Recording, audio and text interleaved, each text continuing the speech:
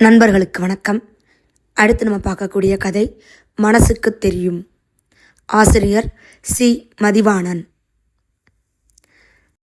மல்லிகையை பார்க்கும் போதெல்லாம் எனக்கு மல்லிகா நினைவுதான் வரும். ஓராண்டு ஈராண்டு அல்ல, 23 வருடத்திற்கு முன்பு அவள் எனக்கு பழக்கம். 8ஆம் வகுப்பில் எங்கள் பள்ளிக்கு அவள் அப்போதுதான் வந்து சேர்ந்திருந்தாள். என் அளவுக்கு கருப்பு, சுருள் சுருளான முடி, நேர்கோடு போல மூக்கு, பளீரென்ற சிரிப்பு, மெல்லிய உடல், என் தோளுக்கு மேலே வளர்ந்தவள். அன்பு, அதன் மறுபெயர்தான் மல்லிகா. மல்லிகா தூரத்தில் உள்ள ஒரு குக்கிராமத்திலிருந்து பள்ளிக்கு வந்து கொண்டிருந்தாள்.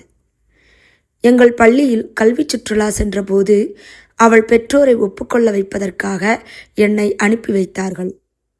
கணுக்கால் மண்ணில் பொதியும் பாதையில் சைக்கிளை உருட்டிக்கொண்டு அவள் வீட்டுக்கு போய் சேர்ந்தேன். அது வீடா? மண் சுவற்றின் மீது நொறுங்கி போன பனை ஓலைகள் அமர்ந்திருந்தன. வீட்டை ஒட்டி ஒரு ஒற்றை பனைமரம். அவர்கள் ஊரில் 10-15 வீடுகளுக்கு மேல் இல்லை. ஊரைச் சுற்றி வயல்வெளி. அப்பா இறந்து போயிருந்தது தெரிய வந்தது. அவளின் அம்மா இவளின் வயதான பிரதி போல இருந்தார். கைக்கணு முட்டிகள் தோலை துருத்தி கொண்டிருந்தன.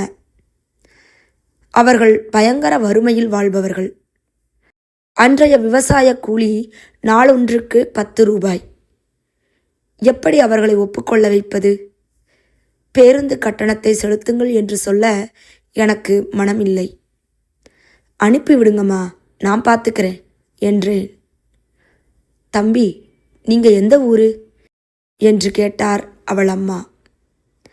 நம்பிக்கையை வரவழைக்க வேண்டும்.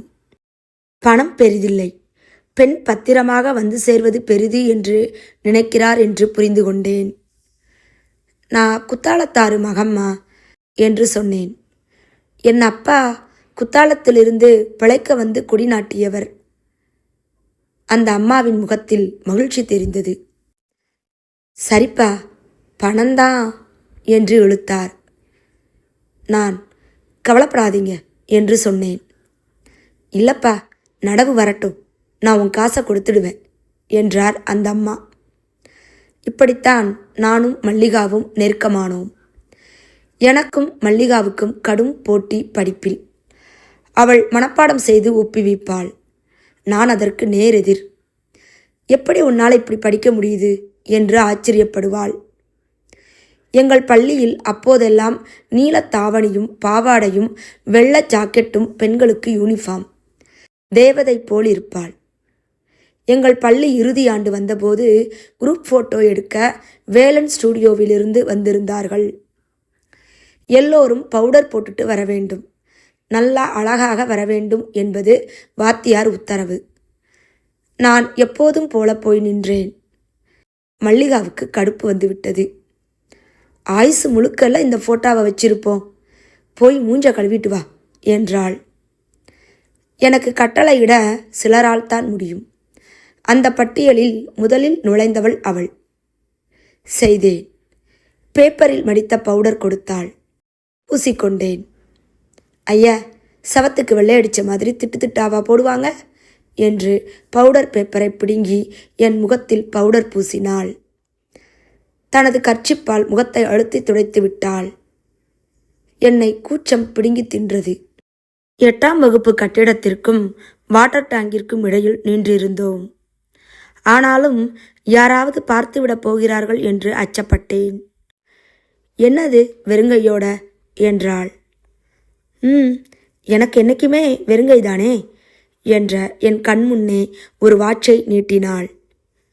ஏது வாட்சு என்று கேட்டேன்.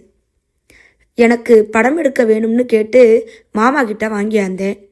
ஆனால் எனக்கில்லை, உனக்கு, கட்டிக்க என்றாள். நான் தயங்கினேன். என் கையை பிடித்து அவளே கட்டிவிட்டாள். பள்ளி இல்லாத நாட்களில் வயல் வேலைக்கு செல்லும் அவள் கைகள் காய்த்து கிடந்தன. அதனால் என்ன? அந்த ஸ்பரிசம் சொல்லும் செய்தியை அவள் விரல்களின் காய்ப்பு குறைத்து விடவில்லை. பொம்மை மிட்டாய்க்காரன் என் கையில் கட்டிவிட்ட மிட்டாய் வாட்சுக்கு அப்புறம் மல்லி கட்டிவிட்ட வாட்சுதான் நான் கட்டிய முதல் வாட்ச்.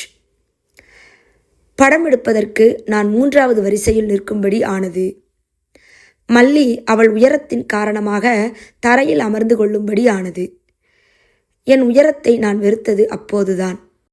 கையை முன்புறம் இருந்தவன் தோளில் வைத்து வாட்சு தெரியும்படி பார்த்து கொண்டேன். வாட்சா அது? இல்லை, என் மல்லியின் அன்பு. நாங்கள் பள்ளியை தாண்டிய போது மல்லி ஆசிரியர் படிப்புக்கு போய்விட்டாள். நான் கல்லூரிக்கு போனேன். அவள் ஆசிரியர் படிப்பு படித்தது பாண்டிச்சேரியில். ஊருக்கு வரும்போது என்னை பார்க்க வருவாள். என் அம்மாவுக்கு நான் ஒரே பிள்ளை. அப்பா தவறிவிட்டார். நிறைய பிரச்சனைகள். படிப்பு முடித்த பின்னர் நான் சிங்கப்பூர் சென்று விட்டேன். ஆட்டோ கேட் இடையே படித்து வைத்தது பிரயோஜனமாக இருந்தது. சிங்கப்பூர் வாழ்க்கையின் தனிமைக்கு எனக்கு கிடைத்த மருந்தாக மல்லி இருந்தாள். அவளோடு பேசியது, வேளாங்கண்ணி சென்றிருந்த போது கடற்கரையில் வளைந்து கிடந்த ஆற்றின் கரையில் பஞ்சு மிட்டாய் வாங்கி சாப்பிட்டது, நானும் அவளுமாக ஒரே வாளியை பிடித்து கொண்டு பள்ளி தோட்டத்திற்கு நீர் ஊற்றியது என்றெல்லாம் நினைவுகளை ஓட்டிக்கொள்வேன். சிங்கப்பூர் போய் சேர்ந்த முதல் 2 ஆண்டுகளில் பொங்கல் வாழ்த்து அனுப்பியிருந்தேன். அவளிடமிருந்து பதில் வரவில்லை. ஏனென்றும் தெரியாது. என்ன நிகழ்ந்திருக்கும் மல்லிக்கு? 10 ஆண்டு முடிந்து ஊருக்கு திரும்பிய பின்பு முதல் வேளையாக அவள் ஊருக்கு சென்றேன். 2 அதிர்ச்சிகள் கிடைத்தன. ஒன்று, அவள் வீடு இருந்த இடமே இப்போது இல்லை. அவள் வீடு இருந்த இடத்தை யாரோ வாங்கி வீடு கட்டியிருந்தார்கள். வயல்வெளியெல்லாம் மண்பரப்பாகி இருந்தது. எங்களுடைய ஊர் காவிரியின் கடைமடை. மற்றொரு அதிர்ச்சியான செய்தி, அவளுக்கு கல்யாணமாகிவிட்டதாம். உண்மையில் நான் பைத்தியம் பிடித்தவன் போல ஆகிப்போனேன். எதிர்பார்த்தேன் என்றாலும் ஒப்புக்கொள்ள முடியவில்லை. மல்லி காட்டிய அன்பெல்லாம் பொய்யா? அவள் கண்களில் தெரிந்த அந்த ஒளி எனக்கே எனக்கான ஒளி இல்லையா? வாட்சை கையில் கட்டிய போது கிடைத்த ஸ்பரிசம் பொய்யா? இது என்ன பைத்தியக்காரத்தனம்? அவள் அன்பை சொன்னாள். ஆனால் காதலை சொன்னாளா? அல்லது நான் தான் சொன்னேனா? யாரை நொந்து கொள்ள? எங்கெங்கோ சுற்றிவிட்டு வந்து சேர்ந்தால் அவள் காத்து கொண்டிருக்க வேண்டும் என்று என்ன தலைவிதி? இல்லை, அவள் அன்பை சொல்லவில்லை. அந்த செயலுக்கு, அந்த ஸ்பரிசத்திற்கு காதல் என்று பொருள். ஆனால் சாதி சமூகத்தில் வாழும்போது அவள் எப்படி என்னிடம் காதலை சொல்ல முடிந்திருக்கும்? அல்லது அப்படி சொல்லி இருந்தால், அதனை நான் ஏற்றுக்கொண்டிருந்தால் அது எப்படி நிறைவேறியிருக்கும்? நான் சாதாரண குடும்பத்து ஆள்தான். ஆனால் என் மாமன் எம்எல்ஏ. கூலி போராட்டம் நடந்தபோது துப்பாக்கியை தூக்கி கொண்டு மிரட்டியவன். என்னிடம் காதலை சொல்ல அவளுக்கு எப்படி துணிச்சல் வரும்? வெகு நாட்கள் கழிந்த பின்னர் ஜானகியை சந்தித்தேன். ஜானகி என்பது ஜானகி ராமனை. நானும் அவனும் ஒன்றாக என்எஸ்எஸ்ஸில் இருந்திருக்கிறோம். என்எஸ்எஸ் பணிக்கு கிடைக்கும் சிற்றுண்டி டோக்கன் 10 ரூபாயோடு 4 ரூபாய் சேர்த்து கொடுத்து விஜயா பாரில் பீர் குடித்திருக்கிறோம். அவன் காதலித்த என் வகுப்பு பெண்ணுக்கு நான் தூது சென்றிருக்கிறேன். ஜானகி ஹோம் கார்ட்டில் பணியாற்றினான். தெருவின் நிற்பதுதான் வேலை. போக்குவரத்தை ஒழுங்குபடுத்துவான். அங்கேதான் நான் அவனை மறுபடியும் சந்தித்தேன். அவன்தான் மல்லியை பற்றி சொன்னான். சில மாதங்களுக்கு முன்பு அவள் காரைக்கால் வந்திருந்தாளாம். என்னை பற்றி கேட்டாளாம். முகவரியை கொடுத்துவிட்டு சென்றிருந்தாள். லாஸ்பேட்டையில் இருந்த அரசு ஊழியர் குடியிருப்பில் அவளது வீடு என்று முகவரி சொன்னது. மல்லியை பார்த்துவிடலாம் என்று முடிவு செய்து பாண்டிச்சேரி புறப்பட்டேன். அவள் வீட்டை கண்டுபிடிப்பது பெரிய சிரமமாக இல்லை. 3வது தளத்தில் இருந்தது அவள் வீடு. வெளியே மல்லிகா ஆசிரியர் என்று போர்டு இருந்தது. அதற்கு மேலே இருந்த போர்டில் அவளது கணவனின் பெயர் அப்போதிருந்த ஒரு கட்சியின் நிறத்தில் எழுதியிருந்தது. அழைப்பு மணியை அழுத்திவிட்டு படபடப்புடன் காத்திருந்தேன். எப்படி இருப்பாள் மல்லி? பிள்ளைகள் இருக்குமோ?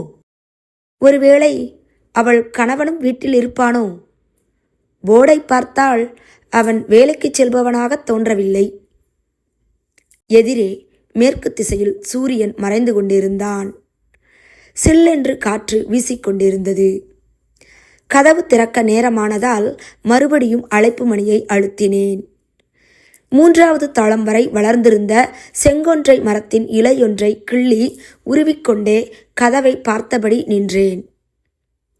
யாரு என்று உள்ளிருந்து மல்லியின் இனிய குரல் கேட்டது.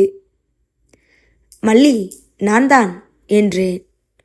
சற்று நேர மௌனம். பின் மறுபடியும் யாரு, ரவியா என்றாள்.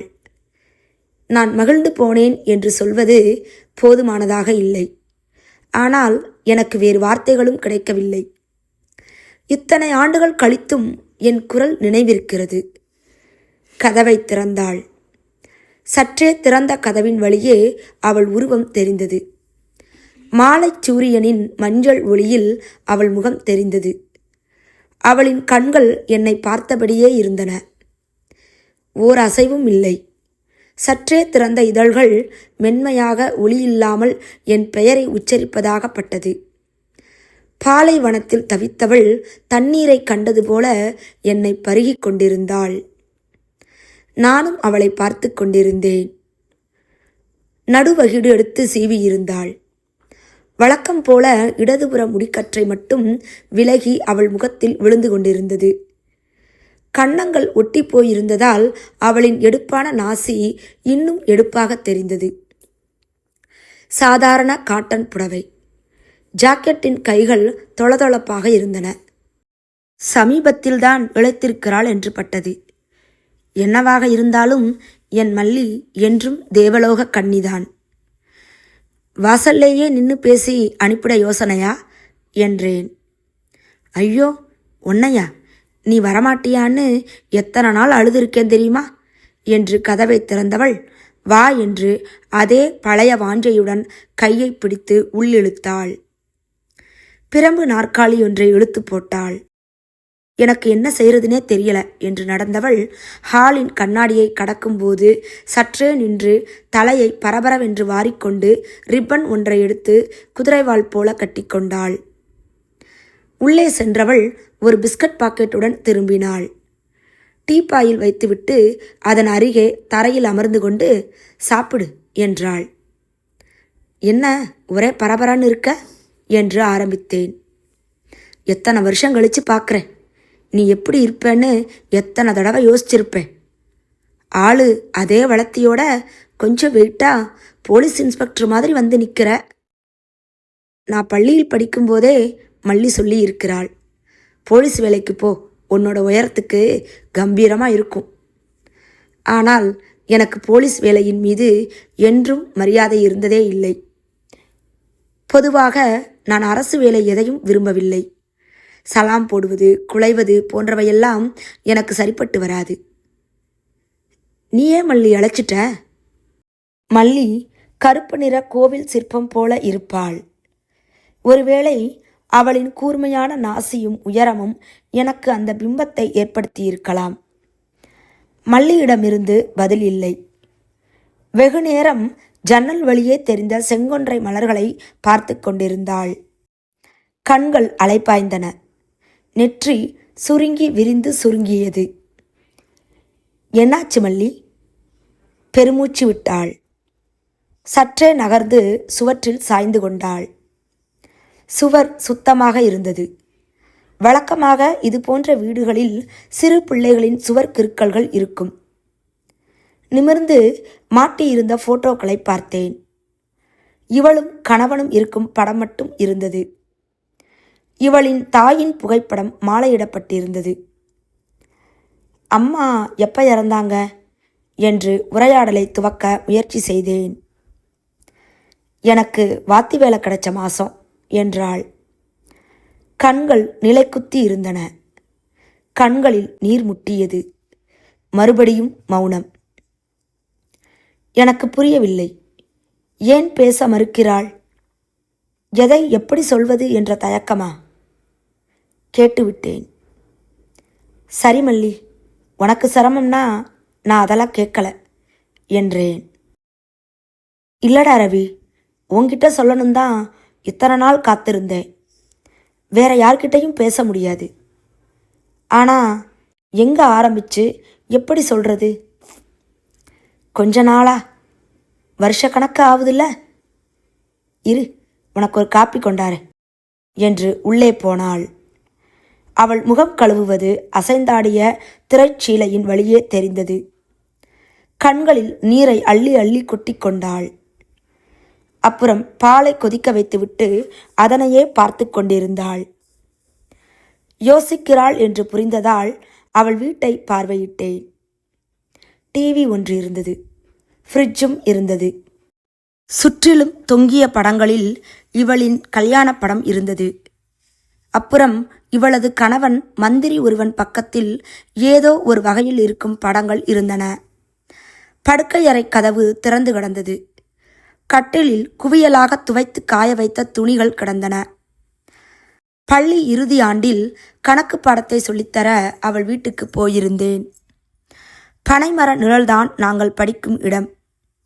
சூரியனின் பயணத்திற்கு ஏற்ப நாங்கள் இடம் மாற்றி அமர்ந்து கொள்வோம். மல்லியின் பிறந்த வீடு குடிசை என்றாலும் அவள் வீட்டின் அருகே சின்ன குட்டை இருக்கும். கோடையிலும் கூட அதில் நீர் இருக்கும். தாமரை பூத்திருக்கும். இவள் குட்டையில் நீரோரத்தில் அமர்ந்து பாத்திரம் துலக்குவாள். அப்போதுதான் அவளின் மாமாவை நான் முதலில் பார்த்தேன். எங்கே அவர் படத்தை காணோம் என்று தேடினேன். என் தலைக்கு மேல் மாலையிடப்பட்ட அவரின் படம் இருந்தது. அப்புறம்தான் தெரிந்தது. அன்று அவர் என்னிடம் கேட்டார், தம்பி, கோச்சிக்காதீங்க, நீங்கள் எங்கள் வீட்டுக்கு வந்தா ஊர் தப்பா பேசாதா? எனக்கு புரியவில்லை. சொல்லிக் கொடுக்கத்தானே வந்திருக்கிறேன் என்றேன். தெரியும் தம்பி, நீங்கள் தங்கமான பையன். ஆனால் ஊர் ஒன்று சொல்லிடுச்சுன்னா எங்கள் பொண்ணு வாழ்க்கை கெட்டுடும்ல என்று தயங்கி தயங்கி சொன்னார். அதுதான் நான் கடைசியாக மல்லி வீட்டுக்கு சென்றது. அப்புறம் இப்போதுதான் இந்த அடுக்குமாடி வீட்டுக்கு வருகிறேன். காலம் எத்தனை மாறுதலை கொண்டு வந்து விடுகிறது. மல்லி காப்பியுடன் வந்தாள். டீப்பாயில் வைத்துவிட்டு, சாப்பிடு ரவி, வந்துடுறேன் என்று படுக்கை அறைக்குள் நுழைந்து கதவை சாத்திக் கொண்டாள். என் அம்மா இறந்தபோது ஒரு முறை சிங்கப்பூரிலிருந்து ஊருக்கு வந்திருந்தேன். ஒரு வாரம்தான் தங்க முடிந்தது. அப்போது நான் மல்லியை பற்றி விசாரிக்கும் மனநிலையில் இல்லை. அம்மா இறந்தது தெரியாமல் போகாது, நிச்சயம் வருவாள் என்று எதிர்பார்த்தேன். வரவில்லை. படுக்கையறை கதவை திறந்து கொண்டு மல்லி வந்தாள். துடைத்தெடுத்த குத்துவிளக்கு போல் இருந்தாள். புதிய புடவைக்கு மாறி இருந்தாள். நெற்றியில் சின்னதாக குங்குமம் வைத்திருந்தாள். மறுபடியும் தரையில் அமர்ந்து கொண்டாள். என்னது, இத்தனை நாற்காலி கிடக்குது என்றேன். என்று சிறு பெண் போல தலையாட்டினாள். அவளின் குதிரை வாள் அந்த பக்கம் இந்த பக்கம் என்று தாவியது. தரையில் உட்காந்து தானே உன்கிட்ட படித்தேன். அப்புறம் இங்கிருந்து நீ பேசுறத பார்க்கறது அழகா இருக்கும் என்றாள். வயது ஏறுவதும் இறங்குவதும் நிமிடத்தில் நடக்கிறது என்று எனக்குள் சொல்லிக்கொண்டேன். மனசு குதியாட்டம் போடும்போது வயது குறைகிறது. ஆனால் பெண்கள் அதனை எளிதில் வெளிக்காட்டி விடுகிறார்கள். சொல்லு, நீயே இன்னும் கல்யாணம் செஞ்சுக்கல என்று முந்திக் கொண்டாள். எனக்கு கல்யாணம் ஆகலைன்னு உனக்கு எப்படி தெரியும்? உன் ஃப்ரெண்டு ஜானகி தான் சொன்னார். சரி, நேராக பதில சொல்லு. அவள் கண்கள் என் முகத்தை பார்த்தபடி இருந்தன. எனக்கு பிடிச்ச பொண்ணு கிடைக்கல. உனக்கு எந்த மாதிரி பொண்ணு வேணும்? எனக்கு பேச முடியவில்லை. உன்ன மாதிரி என்று சொல்லலாமா? எப்படி எடுத்துக்கொள்வாள்?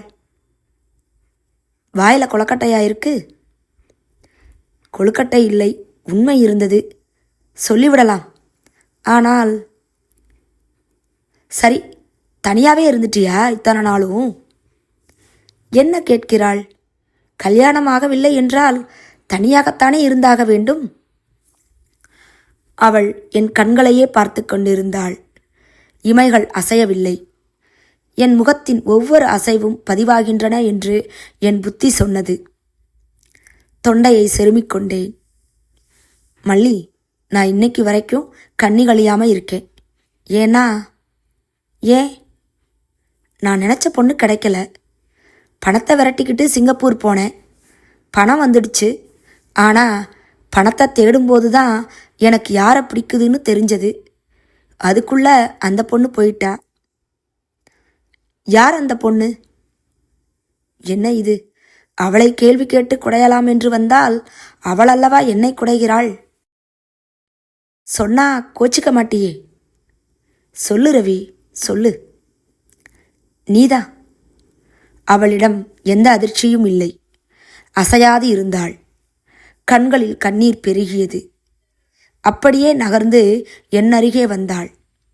என் தொடையில் தலை சாய்த்து கொண்டாள். தெரியும் என்றாள். கண்ணீரின் வெப்பம் என் தொடையில் தெரிந்தது. அவள் தலையை கோதிவிட கைகள் துடித்தன. ஆனாலும் பேசாது அமர்ந்திருந்தேன். எப்படி இவளை தீண்ட முடியும்? எனது மல்லி என்று தெரிந்தாலும் எப்படி தீண்ட முடியும்? வாழ்க்கையின் விசித்திரத்தை என்னவென்று சொல்வது? நான் ஏன் சிங்கப்பூர் செல்ல முடிவெடுத்தேன்? அதற்கு முன்பு ஏன் இவளை சந்திக்க முடியாது போனது? எந்த இழை எங்களை இத்தனை நாள் பிணைத்து வைத்திருந்தது? எந்த தடைகள் இத்தனை நாள் எங்களை விலக்கி வைத்திருந்தன? நான் நாற்காலியில் நிமிர்ந்து அமர்ந்து கொண்டு கைகளை கட்டிக்கொண்டேன். பரபரவென்று நீளும் என் கைகளை கட்டுப்படுத்த எனக்கு வேறு வழி தெரியவில்லை. எவ்வளவு நேரம் போனதென்று தெரியவில்லை. மல்லி அழுது முடித்திருந்தாள். நீ வருவேன்னு காத்திருந்தேன். உன்னோட அம்மா செத்தது தெரியும். ஊரில் உனக்கு யாரும் இல்லைன்னு தெரியும். ஆனால் எப்படியும் வருவேன்னு தான் உன்னோட ஃப்ரெண்ட்ஸுக்கிட்ட என்னோட அட்ரஸை கொடுத்தேன். நான் வருவேன்னு எப்படி தெரியும்? என் குரல் நடுங்கிக் கொண்டிருந்தது. தெரியும், என்னோட மனசுக்கு தெரிஞ்சது. மனம் விசித்திரமான ஒன்று. தன்னுடைய தேவைகள் நிறைவேறும் என்று தனக்குத்தானே உத்தரவாதம் கொடுத்து கொள்ளும். சில சமயம் அது பலிக்கலாம், பலிக்காமலும் போகலாம். ஆனால் நேசத்தை பொறுத்தவரை மனது சொன்னது பலிக்கும். ஏனென்றால் மனதுக்கு உலகத்தின் நடப்பு விதிகள் புரியாது. அன்பின் விதிகள் மட்டுமே புரியும். அன்பின் விதிகள் இயங்க துவங்கும் போது உலக விதிகள் செயலற்று போகும். என்னோட மனசுக்கும் தெரிஞ்சது. ஆனால் உனக்கு என்ன நடந்துச்சுன்னு தெரியல. என்னுடைய குரல் எனக்கே கேட்காத அளவுக்கு மென்மையாகி இருந்தது. அவள் அருகே இருந்தாலும் தூரத்தில் இருப்பது போல தோன்றியது. அதே சமயம் வெகு தூரத்தில் இருக்கும் அவள் வெகு அருகில் இருப்பதாகப்பட்டது. மல்லி நிமிர்ந்தாள். எழுந்து சென்று ஹாலின் மூலையில் இருந்த கதவொன்றை திறந்தாள். சின்னதாக சாமி அறை இருந்தது. அவளுக்கும் பிடித்த அம்பகரத்தூர் பத்திரகாளியின் படம் ஒன்று மட்டும் இருந்தது. இந்த அறையை நான் எப்போதாவது தான் திறப்பேன். ரொம்பவும் சகிக்க முடியாதப்ப திறப்பேன். நீ சொன்ன மாதிரி சாமி இல்லைன்னு ஆயிடுச்சு. இதெல்லாம் நடந்தப்ப நீ சொன்ன மாதிரி சாமி இல்லைன்னு முடிவுக்கே வந்துட்டேன். ஆனால் வலி தாங்காதப்ப யார்கிட்ட சொல்ல முடியும்? என்ன ஆச்சு மல்லி? ஏன் ஊரை விட்டு வந்த? அம்மாவுக்கும் உன்னோட மாமாவுக்கும் என்ன ஆச்சு? எனக்கு அதற்கு மேல் அவளின் துன்பம் சூழ்ந்த முகத்தை பார்க்க முடியவில்லை. காளி படத்தின் முன்னிருந்த குங்குமத்தை எடுத்து நெற்றியில் பூசியபடி வந்து என் காலடியில் அமர்ந்தாள். அப்புறம் தடையின்றி பேச ஆரம்பித்தாள். உன்மத்தம் பிடித்தவள் போல தன் கதையை சொன்னாள். நான் அதிர்ந்து போய் அமர்ந்திருந்தேன். இப்படியெல்லாமா என் மல்லிக்கு நிகழ்ந்தது? இப்படியெல்லாமா அதிகாரம் படைத்த மனிதர்கள் என் மான்குட்டியை வேட்டையாடினார்கள்? எப்படி துடித்திருப்பாள் என் கண்மணி! கதையை கேட்ட என்னால் வெகு நேரம் பேச முடியவில்லை. ஆனால் சில கேள்விகள் இருந்தன. என்னோட பொங்கல் வாழ்த்து கிடைக்கவே இல்லையா? கிடைச்சது, பத்திரமா வச்சிருக்கேன் என்றும், உன்னுடையன்னு எழுதி அதை அடிக்கோடிட்டு போட்டு வச்சிருந்த என்றபடி எழுந்து சென்று படுக்கை அறையில் ஏதோ ஒரு பெட்டியை திறந்து கொண்டு வந்து காட்டினாள். 2 கருப்பு பட்டாம்பூச்சிகள் சேர்ந்து பறக்கும் படம் கொண்ட அட்டை அது. சற்றே மங்கி இருந்தாலும் பளிச்சென்று இருந்தது. இந்த வாழ்த்து வரும்போதுதான் பிரச்சனையில் மாட்டிக்கிட்டு இருந்தேன். அழுக்காகி இருந்தேன். உனக்கு நான் என்ன பதில் போடுறதுன்னு யோசிச்சு அழுது அப்புறம் விட்டுட்டேன். அவள் என் முகத்தை பார்க்காது அந்த பட்டாம்பூச்சிகளை பார்த்தபடி பேசிக்கொண்டிருந்தாள். இரவு மணி 9 நெருங்கிக் கொண்டிருந்தது. அதற்கு மேல் அங்கே இருக்க முடியாது. போற மல்லி, உன் வீட்டுக்காரன் எப்போ வருவான்? வரும் சமயத்தில் என் சக்காலத்தி வீட்டுக்கு போயிடும் என்றாள். அது சரி, உனக்கு ஏன் பிள்ளைங்க இல்லை என்று என் அடுத்த சந்தேகத்தை கேட்டேன். எதுக்கு? மிருகத்துக்கு போய் பிள்ளை பெத்தா மிருகந்தான் வரும், வேணான்னு தடுத்துட்டேன் என்றாள் இறுக்கமாக. என்ன வாழ்க்கை இது? வனத்துக்குள்ளிருந்து வெளியே வந்த மான்குட்டியை சின்னா பின்னமாக்கிய நாய்கள் போல மனிதர்கள் திரியும் சமூகம் என்று தோன்றியது. அவளிடம் விடைபெற்று புறப்பட்டேன். மாடிப்படியில் கால் வைத்தபோது அவள் கேட்டாள், மறுபடியும் வருவியா ரவி? நிச்சயம், அதுவும் சீக்கிரமே என்று சொல்லிவிட்டு இறங்கினேன். நான் தெருவில் நடந்தபோது 3வது மாடியில் அவள் நின்று பார்த்து கொண்டிருந்தது தெரிந்தது. லாசுப்பேட்டை குடியிருப்பு வீதி சரிவாக இருக்கும். வேகமாக நடந்த என்னை ஓட்டத்திற்கு மாற்றியது அந்த சரிவு. என் மனதுக்குள் 1000 கேள்விகள் இருந்தன. நிதானமாக யோசிக்க வேண்டும். சரியான முடிவுக்கு வர வேண்டும். வர முடியுமா? முதலில் தென்பட்ட பாரில் நுழைந்து அமர்ந்தேன். பாண்டிச்சேரியில் பார்கள் குப்பை கிடங்காக நாற்றம் எடுக்காது இருக்கும். மெல்ல மது அறிந்து கொண்டே யோசித்தேன். மல்லி சொன்ன சோக கதையின் அத்தியாயங்களை அசை போட்டேன். இந்த துயருக்கு நானும் காரணம் என்று பட்டது. நான் பணம் சம்பாதிக்கவென்று சிங்கப்பூர் போயிருக்கக்கூடாதோ? அந்த முதல் 2 ஆண்டுகளில்தான் மல்லி தொலைந்து போயிருக்கிறாள். ஒருவேளை நான் இருந்தேன் என்றால் வேறு மாதிரி நடந்திருக்குமோ? தலை கனத்தபடி ஊருக்கு வந்து சேர்ந்தேன். நான் ஆரம்பித்திருந்த ஸ்டேஷனரி கடை வேலைகளில் மூழ்கினேன். 2 நாட்களில் மல்லியிடமிருந்து கடைக்கு ஃபோன் வந்தது. நலமா என்று கேட்டாள். நான் வந்து போனது தெரிந்து அவள் கணவன் அடி பின்னி விட்டானாம். எதிர் வீட்டுக்காரர்கள் அவனிடம் சொல்லி இருக்கிறார்கள். சாயங்காலம் 6 மணியிலிருந்து 9 மணி வரைக்கும் ஒரு ஆணும் பெண்ணும் பூட்டிய வீட்டிற்குள்ள என்ன செய்திருப்பார்கள் என்று கேட்டிருக்கிறான். மல்லி அழுதாள். எனக்கு என்ன சொல்வதென்று தெரியவில்லை. கூப்பிடுகிற மல்லி என்று வைத்துவிட்டேன். மறுபடியும் என் மனது வலித்தது. இத்தனை சின்ன புத்திக்காரனிடம் என் மல்லியை எப்படி விட்டு வைப்பது? சிங்கப்பூரில் இருந்தபோது என்னை என் நண்பர்கள் வற்புறுத்தி பாலியல் விடுதிக்கு இட்டு சென்றார்கள். அந்த உலகம் எனக்கு வெறுப்பேற்றியது. ஆண் பெண் உறவென்ன உடல் உறவா? நான் வெறுமனே திரும்பி வந்து நண்பர்களின் கிண்டலுக்கு ஆளானேன். எப்படி அவனால் அப்படி பேச முடிந்தது? மனைவி தாயாகவும் இருக்கிறாள் என்பது எப்படி மறந்து போனது? யோசிக்க யோசிக்க மல்லிக்கு ஏதாவது செய்தாக வேண்டும் என்று தோன்றியது. என்ன செய்யலாம்?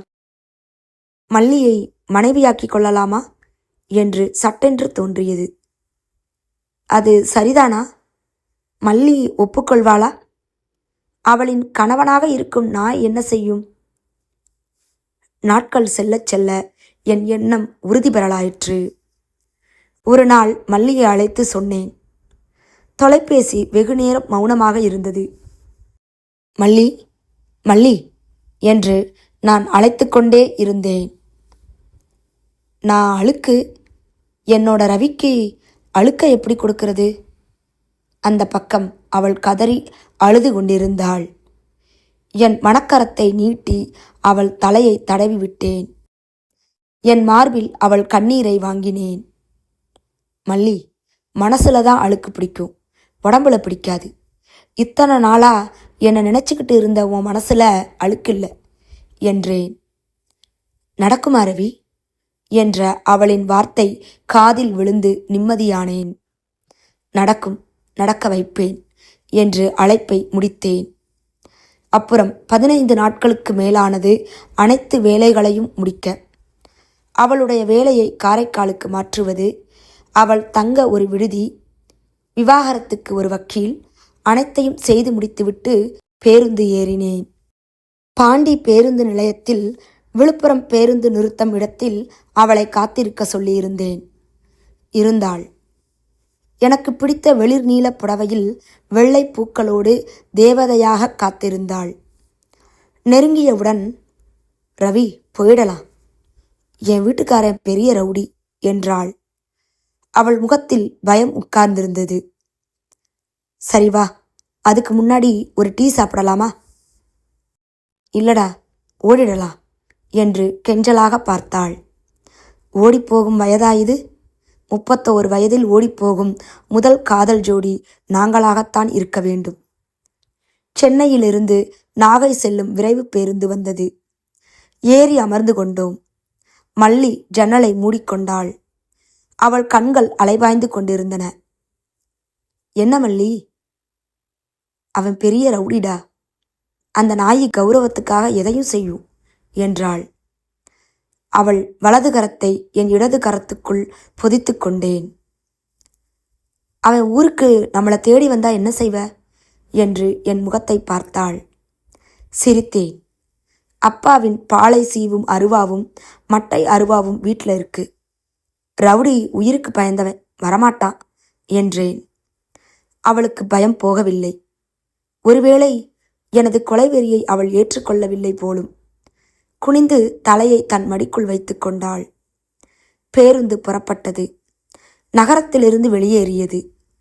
முன் சீட்டில் அமர்ந்திருந்ததால் டிக்கெட் உடனே எடுத்தாயிற்று. அரியாங்குப்பம் பாலத்தை தாண்டிய போது தென்னை மரங்களின் இடையே தெரிந்த நீர்ப்பரப்பில் முழு நிலவு உதயமானது. இருள் சூழ்ந்த சூழலில் மல்லியின் முகம் சீதையின் முகம் போல நில ஒளியில் அடிக்கோடிடப்பட்டிருந்தது. என் கைகளை இறுக்கிக் கொண்டாள். ரவி, நான் தூங்கணும் என்றாள். நைட்டு தூங்கலையா?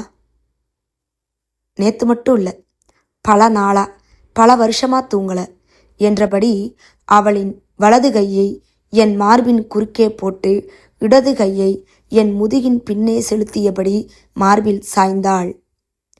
பேருந்தின் அசைவுக்கு ஏற்ப அவள் தூங்கி போனாள். அவளின் தலையை கோதிவிட்டேன். உச்சந்தலையில் முத்தமிட்டேன். காரைக்கால் வந்து சேரும் வரை அவள் என்னை விட்டு விலகவில்லை. நானும் தான். ஒருவரின் வசதிக்கு ஏற்ப மற்றவர் சரி செய்து கொண்டு இறுக்கமான அணைப்பில் இருந்தோம். ஆண்டுகள் கடந்து விட்டன. இறுக்கமும் இணக்கமும் இப்போதும் தளரவில்லை.